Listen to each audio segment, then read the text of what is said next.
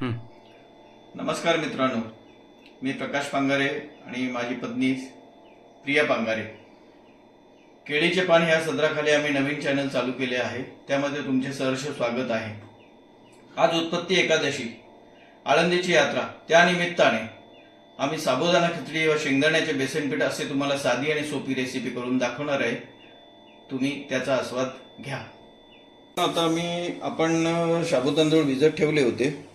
1 तास साबुतांदूळ भिजत ठेवले. त्याच्यानंतर साबुतांदूळ थोडेसे हलवून घ्यायचे. 1 तासानंतर बटाटा बारीक कापून पाण्यामध्ये भिजत ठेवायचा. पाण्यामध्ये नाही ठेवला तर तो काळा पडतो. आणि मिरच्या जेवढ्या पाहिजे, जेवढं तुम्हाला तिखट पाहिजेत, गोड पाहिजे, त्या हिशोबाने कमी जास्त मिरच्या तुम्ही करू शकता. आणि थोडंसं जिरं आणि थोडा कढीपत्ता. तर आता आपण खिचडी बनवायला सुरुवात करूया. आपण गॅस पेटवून तेल टाकतोय. तेल गरम झाल्यानंतर आपल्याला थोडा जिऱ्याचा तडका द्यायचा आहे. तेल जास्त टाकायचं नाही, नाहीतर खिचडी तेलकट होते.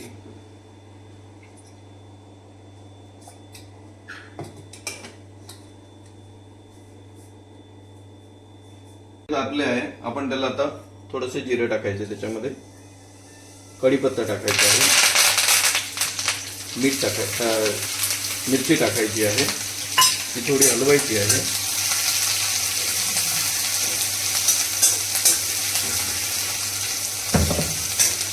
आणि याच्यामध्ये गरजेनुसार आपल्याला मीठ टाकायचं आहे.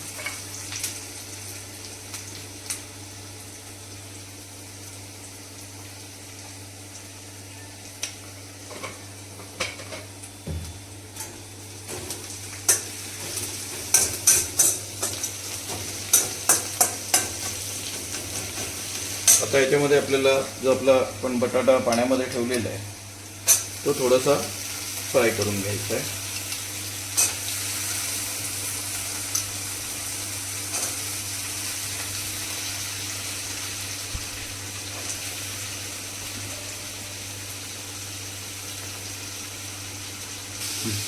बटाटा मिक्स करून आपल्याला थोडं त्यावर झाकण ठेवायचं आहे, म्हणजे बटाटा थोडासा हे होईल. आता आपण यावर झाकण ठेवायचं आहे.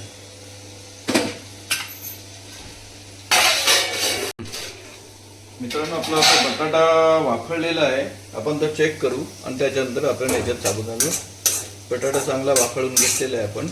आता आपण याच्यात साबुदाणा टाकायचे आहे. तो आता मी साबुदाणा टाकत आहे. थोडेसे हलवून घ्यायचे.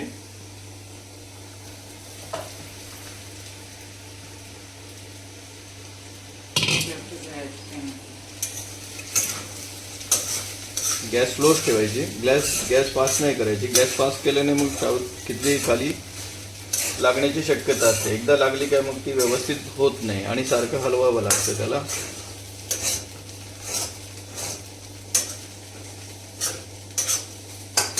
आता आपल्याला यामध्ये थोडे शेंगदाणे टाकायचे.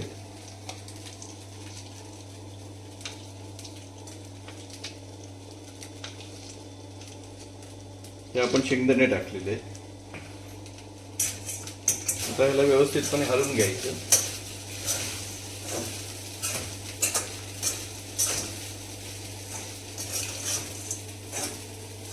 यामध्ये आपल्याला थोडी साखर टाकायची आहे. आता आपण यामध्ये थोडी 1 चमचा साखर टाकणार आहे. तुम्हाला थोडी गोड लागत असेल तर तुम्ही थोडी जास्त टाकू शकता. तुमच्या चवीनुसार तुम्ही त्याचा वापर करायचा आहे. आणि योग्य रीतीने हलवून यावर परत झाकण ठेवून द्यायचं आहे. थोडीशी खिचडी वाफळली की टेस्टी अशी होईल. खिचडी मित्रांनो हलवून झालेली आहे आपली. आता आपण यावर थोडे झाकण ठेवूया.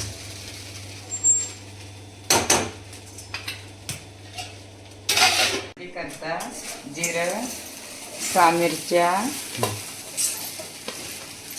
थोडा कढीपत्ता,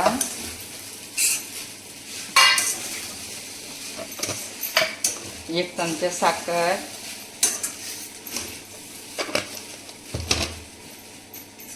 आपल्याला पाहिजे तेवढं मीठ आणि शेंगदाण्याचा कूट. पाणी घालायचं आणि मग मिक्सरला लावायचं.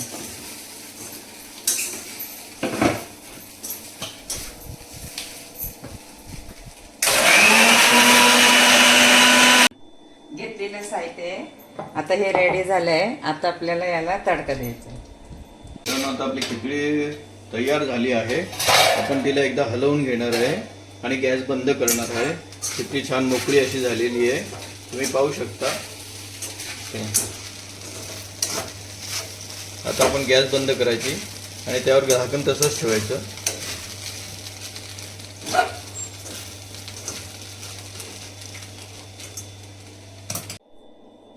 शेंगदाण्याचं पिठलं हे आता तयार झालंय. आता त्याला तडका द्यायचा आहे.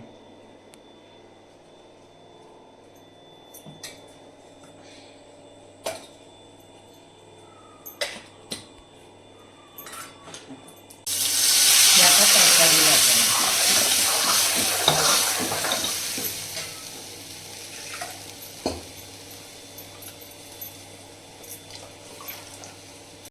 याला आता तडका दिलाय. त्याला जास्ती पातळ नाही करायचं, मिडियमच धरायचं त्याला, मग ते चवीला चांगलं लागतं. आपली एकादशीची रेसिपी सर्व तयार झालेली आहे. आपण त्याचा आस्वाद घेणार आहे. असेच नवीन नवीन व्हिडिओ पाहण्याकरता तुम्ही आमचे केळीचे पान ह्या चॅनलला लाईक करा, फॉलो करा, सबस्क्राईब करा. धन्यवाद.